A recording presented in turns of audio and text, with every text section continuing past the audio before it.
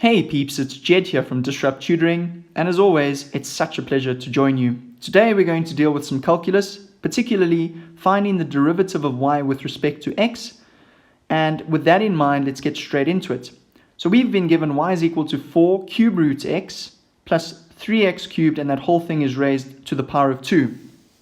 Right, the first thing I want us to work on is to get this into an expression that has clearly defined exponents, because that helps us apply the rules when we do our differentiation. So let's start with y is equal to 4. I want to get rid of that cube root, and I'm going to write it as x 1 over 3 plus, then I'm going to raise the 3x cubed to the power of 2, which is going to give me 9x to the 6. Right, now we can do our differentiation. Okay, using our exponent rule, we times the 4 in the third, which is going to give us 4 over 3. Then we need to subtract 1 from that 1 over 3, and that's going to give us negative 2 over 3 as our exponent. All right. And then we need to do the same thing in the second term. 6 times 9 is going to give us 54x, and then we're going to subtract 1 from that 6, which is going to give us 5. Very, very good.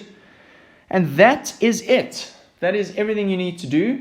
What I don't like doing is leaving my answer with a negative exponent. So what I'm going to do is I'm going to just drop that x. So it's going to be 4 over, and that's going to be 3x to the 2 over 3 plus 54x to the 5. And that will give us our final answer. Nice and easy. A good 4 marks in the back pocket. I know you got them.